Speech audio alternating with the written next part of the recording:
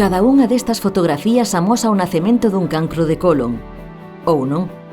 Ese é o principal escollo no cribado dos tumores máis frecuentes en España, que non todos os pólipos visibles son malignos e é difícil diferencialos.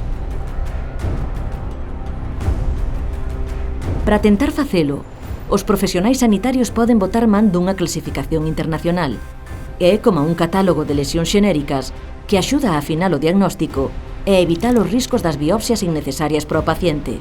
Con todo, o seu manexo require un adestramento específico dos endoscopistas e ten limitacións para identificar algúns tipos de carcinomas e o seu grao de invasión.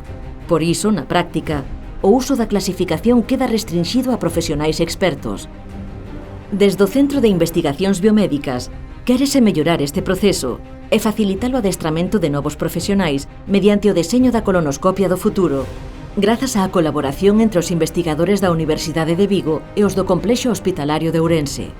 O obxectivo principal deste proxecto é o desenvolvemento dun sistema diagnóstico asistido por computador que apoie o endoscopista durante a realización das colonoscopias para detectar e clasificar os pólipos colorectais.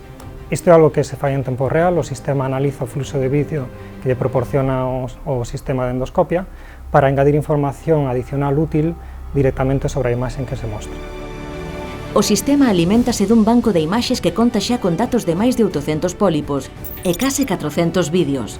Serán a súa memoria, con técnicas de intelixencia artificial, capaces de analizar á vez miles de datos para inspeccionar as lesións e alertar de aquelas con algún tipo de anomalía.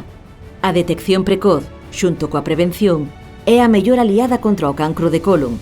O 90% dos casos diagnosticados en fases iniciais cúrase. Esperamos crear modelos de detección e cribado de pólipos colorectais máis precisos que os propostos hasta o momento.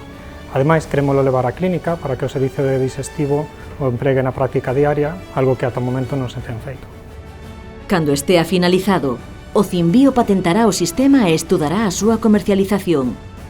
No horizonte, a perspectiva de que desde Galicia se contribúa a reducir o impacto na saúde pública dun cancro especialmente alarmante.